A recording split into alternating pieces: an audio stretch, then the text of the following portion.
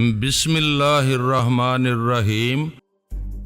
اس گلی کی سیدھ میں پہنچ کر میں نے ایک گھٹنے کے بل کھڑے ہوتے ہوئے جیب سے اپنی ننھی اور چپٹی سی ٹارچ نکالی، جو سائز میں میری سب سے چھوٹی انگلی سے بھی چھوٹی تھی، مگر اس سے روشنی گویا چمکیلی دھوپ کی ایک تیز دھار کی سی صورت میں نکلتی تھی، اور اگر اچانک اندھیرے میں کسی کے چہرے پر پڑتی تھی تو ایک لمحے کے لیے وہ اندھا سا ہو جاتا تھا۔ اسے یہی محسوس ہوتا تھا جیسے روشنی کا یہ آبشار اس کی آنکھوں سے ہوتا ہوا کھوپڑی کے پار نکل گیا ہے۔ تاہم یہ روشنی زیادہ بڑے دائرے میں نہیں پھیلتی تھی۔ اس تنگ سی گلی میں مجھے ایک ہیبلا اسٹور روم کی دیوار کے ساتھ چپکا نظر آ گیا۔ مجھے قدرے اطمینان ہوا، وہ جو کوئی بھی تھا اکیلا ہی معلوم ہوتا تھا۔ اسٹور روم یا دوسرے کمرے کے عقب میں بھی کوئی ہو سکتا تھا، لیکن اس کا امکان ذرا کم ہی تھا۔ اس شخص کو دور ہی سے بہتر طور پر دیکھنے کے لیے ٹارچ روشن کرنا ضروری تھا۔ اس کے جواب میں ادھر سے گولی بھی آ سکتی تھی۔ اس کے لیے تیار رہتے ہوئے میں نے ناخن سے ٹارچ کا ننھا سا بٹن دبایا۔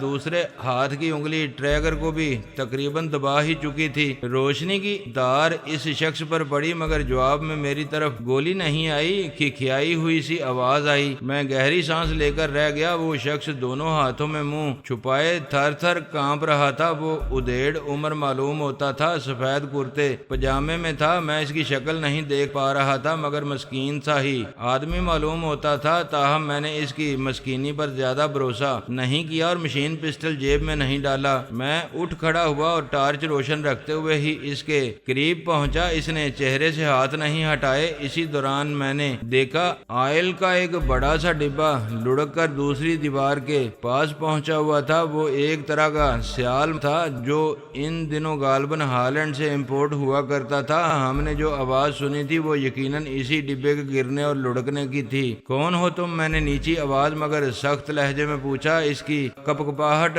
کچھ اور بڑھ گئی۔ اس نے جواب نہیں دیا، شاید اس کے حلق سے آواز ہی نہیں نکل رہی تھی۔ میں نے پوچھا، ہے کون ہو تم؟ ہاتھ ہٹاؤ چہرے سے، میں نے ڈپٹ کر کہا۔ اس نے چہرے سے ہاتھ ہٹا لیے، مگر آنکھیں ذرا سی ہی کھول پایا۔ میں نے ٹارچ کی روشنی اس کے چہرے پر ہی مرکوز کر دی تھی، اس طرح وہ میرا چہرہ نہیں دیکھ سکتا تھا۔ میں ہوں جی، ویٹر چراغ دین، وہ دہشت زدہ سی آواز میں بولا۔ میں نے محسوس کیا یہ جان کر نہ جانے کیوں اس کا خوف شاید ذرا کم سا ہو گیا تھا کہ میں اسے پہچانتا نہیں تھا۔ ویٹر کی وردی میں تو نہیں ہو تم؟ میں نے کہا۔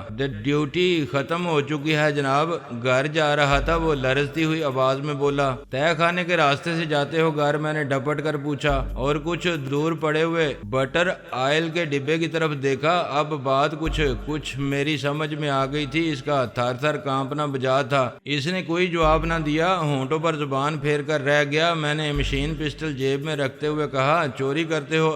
روز تو نہیں کرتا سر۔ وہ ہاتھ باندھ کر گڑ گڑانے لگا، کبھی کبھار ہی کرتا ہوں سر، خدا کے لیے کسی کو نہ بتائیں سر، میں برباد ہو جاؤں گا۔ کیسے کرتے ہو چوری؟ میں نے اس کی بات کاٹتے ہوئے پوچھا۔ اسٹور روم کے دروازے پر تو صحیح سلامت تالا لگا ہوا ہے سر۔ وہ پہلے یہ تالا 4th فلور والے اسٹور روم کو لگایا جاتا تھا۔ وہ تھوک نگلتے ہوئے اٹک اٹک کر بولا، جہاں ویکیوم کلینر رکھے جاتے ہیں۔ اس وقت اس کی ایک چابی میرے پاس بھی رہتی تھی، پھر یہ یہاں لگا دیا گیا۔ ایکسٹرا چابی مجھ سے واپس لینے کا کسی کو خیال ہی نہیں آیا، اور تم نے یہاں چوری شروع کر دی۔ قسم سے روز نہیں کرتا سر، کبھی کبھار کرتا ہوں، خدا کے لیے آپ کسی سے شکایت نہ کریں، مجبوراً چوری کرتا ہوں سر۔ میرے 11 بچے ہیں، بہن بھائی بھی ہیں، والدین بھی ہیں، میں اکیلا کمانے والا ہوں سر۔ تنخواہ تھوڑی ہے سر، ٹپ وغیرہ کافی بن جاتی ہے سر، لیکن پھر بھی گزارا نہیں ہوتا سر۔ میں نے سنا تھا کئی ویٹر خاصے خوشحال ہوتے تھے، لیکن جتنے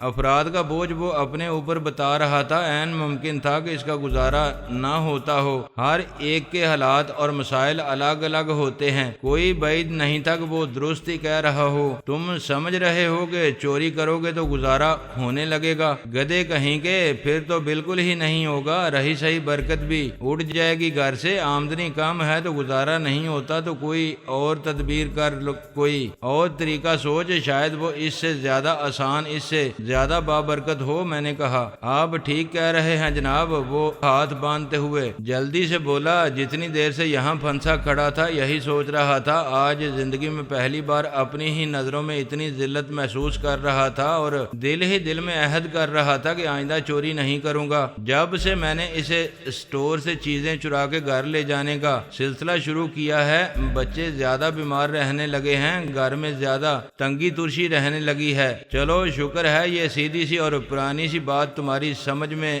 آ گئی۔ میں نے کہا بس جی آپ اس مرتبہ مجھے معاف کر دیں اور کسی کو میری رپورٹ نہ کریں، ورنہ میں برباد ہو جاؤں گا، مجھے تو کہیں نوکری ملنا بھی مشکل ہو جائے گی، میرے بچے بھوکے مر جائیں گے۔ اس نے میرے پیروں کو ہاتھ لگانے کی کوشش کی، لیکن میں نے بروقت اس کا بازو گرفت میں لے کر اسے اس کی کوشش سے باز رکھا۔ تم نے ہماری باتیں بھی سنی ہوں گی۔ میں نے اس کی آنکھوں میں جھانکا۔ کون سی باتیں جی؟ اس نے حیرت اور معصومیت سے میری طرف دیکھا۔ یہ حیرت اور معصومیت مجھے مصنوعی نہیں لگی۔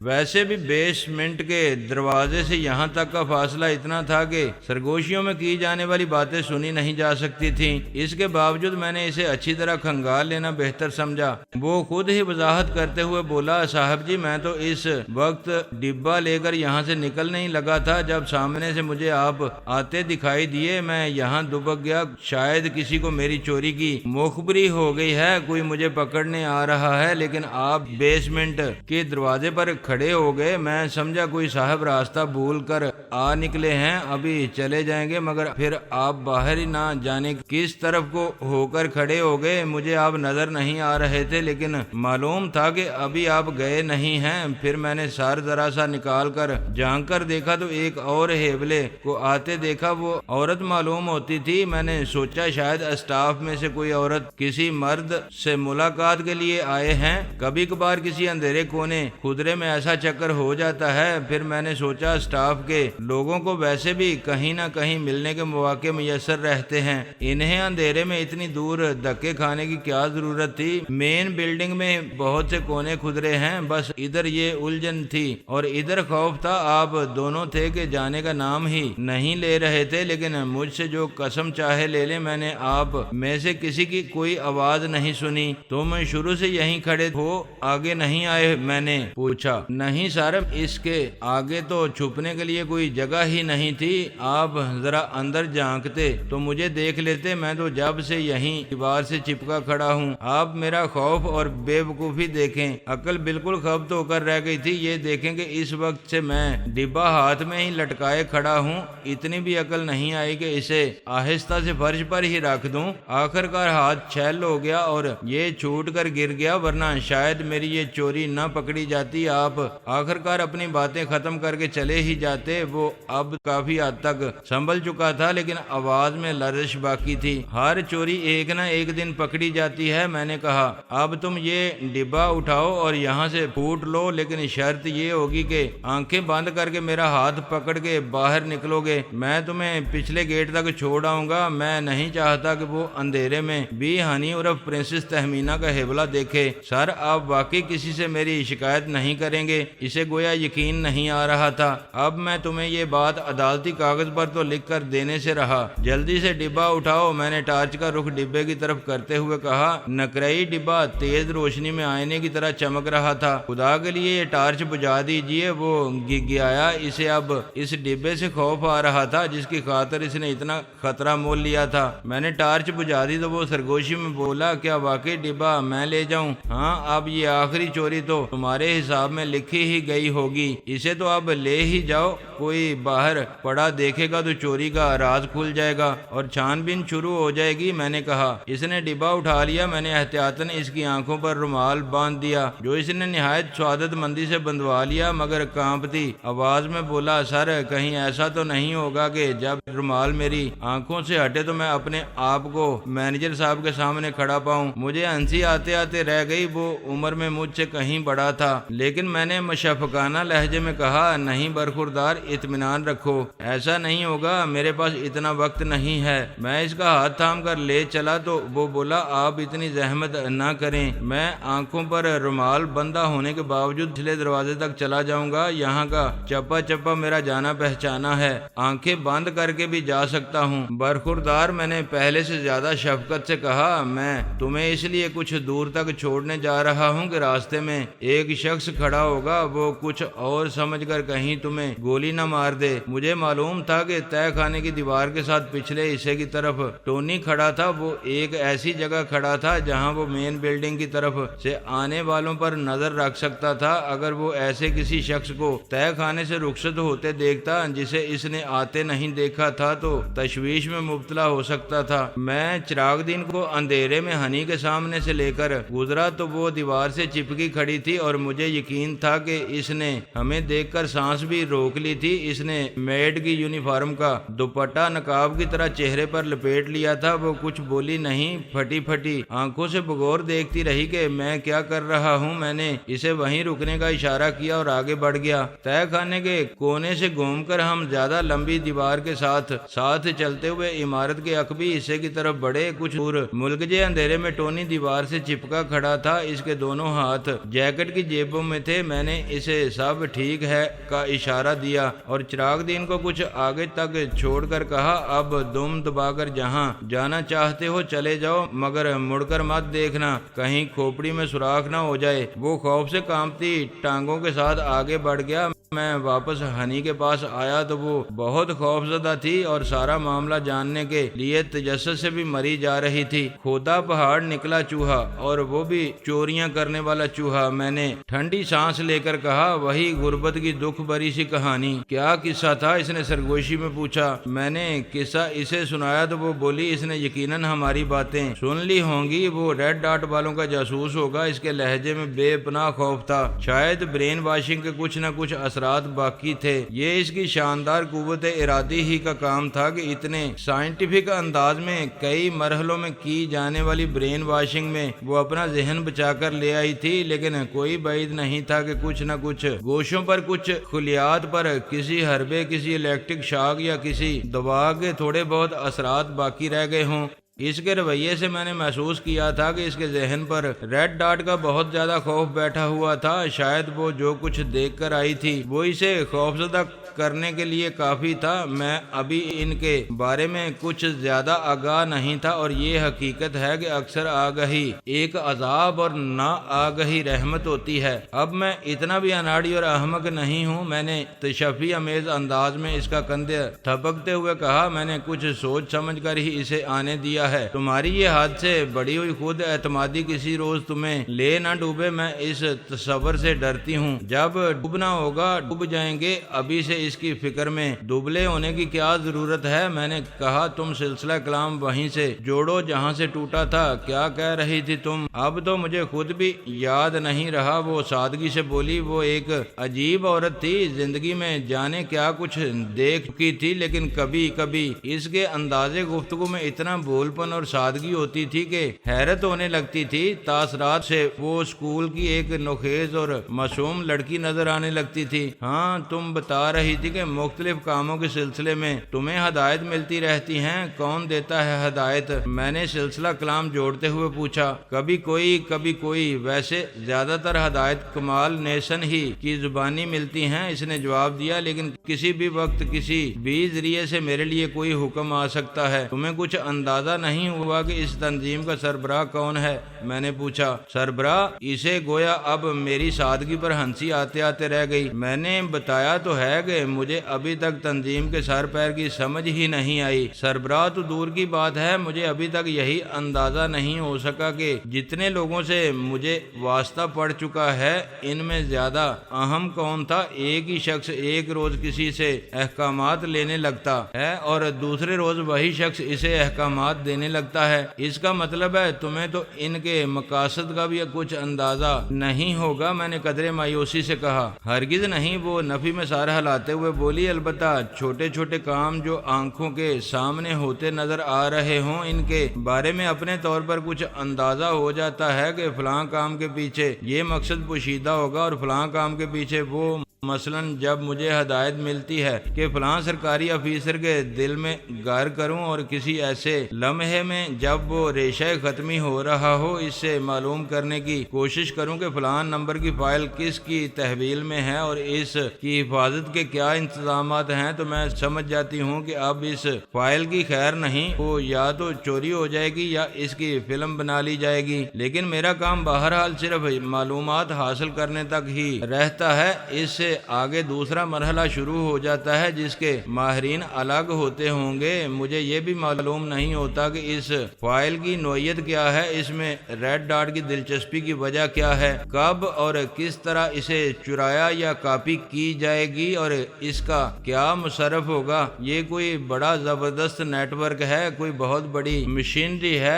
مجھ سے پہلے کسی پرزے کا کام چل رہا ہوتا ہے، پھر اس تک پہنچتا ہے۔ میں بھی ایک چھوٹا سا پرزہ ہوں، میں اپنا کام آگے والے کے حوالے کر دیتی ہوں، اس کے بعد کسی اور پرزے کا کام شروع ہو جاتا ہے، وہ حرکت میں آ جاتا ہے۔ مشینری کیا ہے، اس کی حرکت کیا ہے، اس کا فنکشن کیا ہے، ظاہر ہے یہ پرزوں کو نہیں معلوم ہوتا، لیکن اس طرح تو تمہاری پوزیشن مشکوک ہو سکتی ہے، تم کسی خطرے سے دوچار ہو سکتی ہو کہ ادھر تم نے کسی اعلیٰ سرکاری افیسر سے کسی اہم اور خفیہ فائل کے بارے میں معلومات حاصل کی اور ادھر وہ فائل غائب ہو گئی۔ اس افیسر کا خیال تو سیدھا تمہاری طرف جائے گا، وہ پلٹ کر تمہاری طرف آ سکتا ہے، ہمارے لیے خطرناک ثابت ہو سکتا ہے۔ تمہاری پرفارمنس اونچے طبقے کے لیے صحیح، لیکن بہرحال تم عوامی سطح پر کام کر رہی ہو۔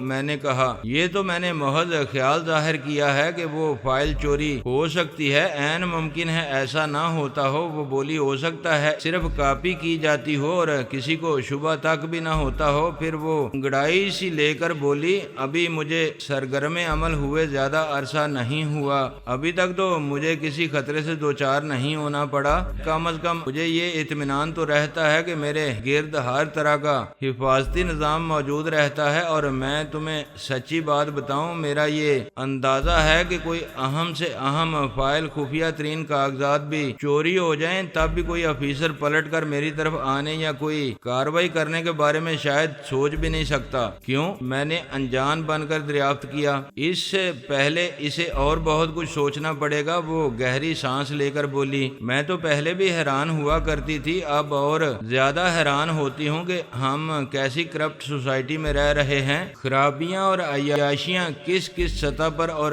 کس کس انداز میں آشکار ہوئی ہیں، کیسی مشینری ہمارے معاشرے کو چلا رہی ہے۔ اس کا چلتے رہنا خدا کا واقعی بہت بڑا معجزہ ہے۔ یہ دیکھنے کے بعد مجھ جیسی گناہ گار عورت کا بھی قدرت پر یقین ہو جاتا ہے۔ ایک لمحے کی خاموشی کے بعد وہ بولی کوئی افیسر پلٹ کر کسی کی جواب طلبی کے سلسلے میں بھلا میری طرف کیسے آ سکتا ہے، جس نے میرے دربار میں حاضریاں دی ہوں، نہ جانے کن کن حالتوں میں کس کس انداز میں وقت گزاریاں کی وہاں، اس کے بارے میں تم پہلے ہی تصور نہیں کر سکتے کہ وہ کتنا کرپٹ ہوگا۔ جہاں جہاں وہ اپنی شرمناک کمزوریوں اور بدعنوانیوں کے سبوت چھوڑ کر گیا ہو وہاں وہ چھان بین کے لیے کس منہ سے آ سکتا ہے۔ پھر اسے کچھ یاد آیا اور وہ بولی تمہارے جو آدمی اپنی دانست میں بڑی رازداری سے میری نگرانی کر رہے تھے اور وہ یقیناً اپنی لائن کے ماہر بھی ہوں گے، ان پر بھی کیمرے مرکوز تھے۔ کمال نیسن میرے بیڈ روم میں بیٹھا ٹی وی پر انہیں دیکھتا تھا، تو سوچو کہ عیش نشاط میں غرق لوگوں کے بارے میں کیا کچھ مواد جمع نہیں کرتا ہوگا۔ یہ سب بھی محض میرے اندازے ہیں، مجھے بتایا کچھ نہیں جاتا، لیکن میں خاموشی سے سر جھکا کر ہدایت پر عمل کرنے کے ساتھ ساتھ کن اکھیوں سے حالات کا جائزہ لے رہی ہوں، اپنے طور پر کچھ نہ کچھ مشاہدہ کرنے کی کوشش کر رہی ہوں، اور جو کچھ میری ناقص عقل میں آ رہا ہے وہ تمہیں بتا رہی ہوں۔ تمہاری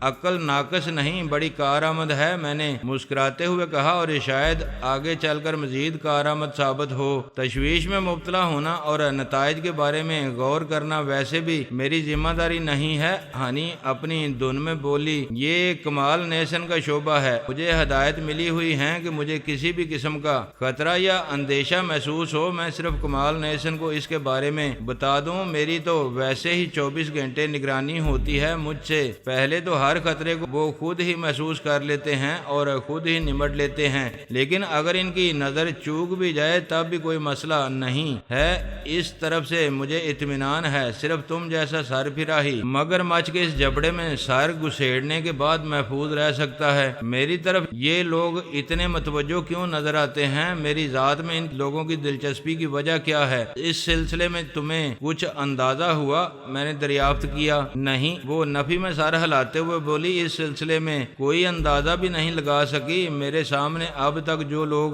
آئے ہیں وہ شاید اتنے اہم نہیں تھے کہ ان کے درمیان تمہارے بارے میں کوئی تفصیلی تبادلہ خیال ہوتا۔